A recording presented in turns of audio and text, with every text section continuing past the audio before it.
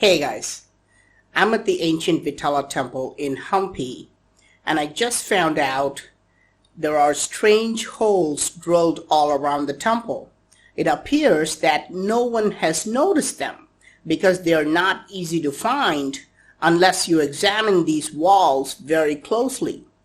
These series of holes are just about a centimeter wide. How did ancient builders drill these holes on granite, which is one of the hardest rocks in the world?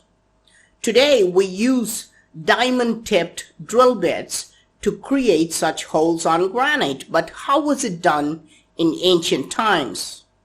But there is something much more fascinating. Directly above this series of holes, we can see another row of holes a little bit bigger than the ones below. And there is a third row of holes right above this as well, making the pattern much more complex. But the most important question is not how they drill these holes, but why. Why were these holes drilled all around the temple? Archaeologists say these were created for mere decoration, for simple reasons like placing flowers or incense sticks all around the temple. But these theories are not convincing. Is there a way to find out if these holes were made for mere decoration or if they were an important part of the temple's design? See, the ancient builders were extremely intelligent. They predicted these structures would be destroyed in the future by human beings. So they created a small 3D model of the temple within the temple itself, which details the most important aspects of the temple. Here you can see that this model shows how the original temple looked before it was destroyed by invaders. It was complete with multiple levels and finished with these objects called kalasha, which is how a finished temple would look. But why am I randomly showing you this model while discussing about the holes in the temple? Because if these holes around the temple were carved for a very important reason, the 3D model would also have these holes. If they were drilled for mere decoration, it won't be detailed in the model because the model only shows you the most important features of the temple. So I examined this model to see if there are any holes carved on it, and I find exactly what I'm looking for. Here are a series of very minute holes carved in the model. These holes are actually just 1 millimeter wide. I think I've just discovered the smallest holes ever drilled in ancient times. I mean, 1 millimeter holes on granite created by ancient builders. How is something like that even possible without the help of machines? Remember, the whole city of Hampi is full of evidence about ancient machining technology, and I showed you how they used lathe machines in my previous video. You can click on the card on the top right corner to see it. So these minute holes on the model prove that the holes were not created for mere decoration, but an important part of the temple's design. But the big question that needs to be answered is this: why were these holes drilled all around the temple? Remember, I've shown you something very similar in Brihadeeswara temple, which was built 1,000 years ago, and this structure also has these minute holes around its base.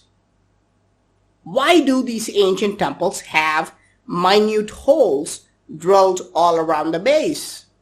To understand this, we have to examine what ancient temples actually represent. You might wonder why ancient Indian temples always look like rocket spacecraft. Well, they were in fact designed specifically to look like spacecraft. The main structure inside any temple complex is called Vimana, which actually means aircraft or spacecraft. All Hindu temples have this Vimana, which is always aerodynamically shaped. This structure at Hampi has been destroyed, but from the model we can clearly see that this Vimana is also aerodynamically shaped with multiple levels. If you look at the base of a modern-day rocket, you can see something very fascinating.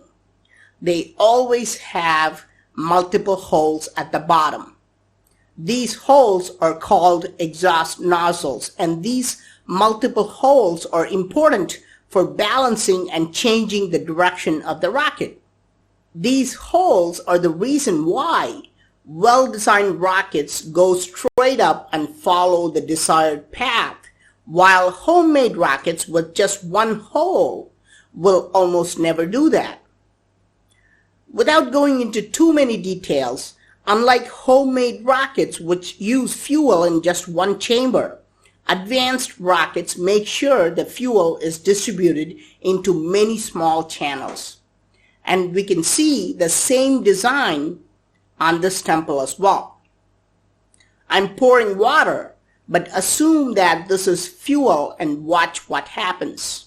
The fuel will be distributed through the bigger holes on top, and each bigger hole actually has a separator in the middle, which will make the fuel into two streams, and these two streams will be channeled into the smaller holes at the bottom. So imagine what happens when fuel is released from the center of the Vimana. There would be thousands of fuel streams distributed all around the structure, which will create a very balanced propulsion.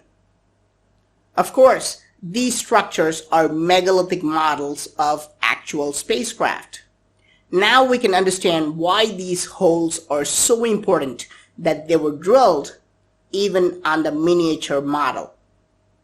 Once we realize that this Vimana is a rocket model, we can start understanding many different carvings around it. We can see lions breathing fire right next to these holes. But why are the flames going down instead of going up? Light a candle and the fire will point up.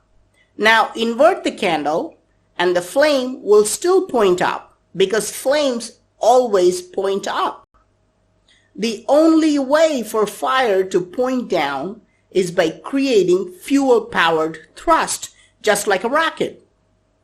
You can see the same carvings of fire-breathing lions in Mahabalipuram, and you can see a multi-stage rocket carved with all the details. You can click on the top right corner of the video to see it. So, what do you think? Why were these holes carved all around the temple at the base? Please let me know your thoughts in the comment section. I'm Praveen Mohan. Thanks a lot for watching.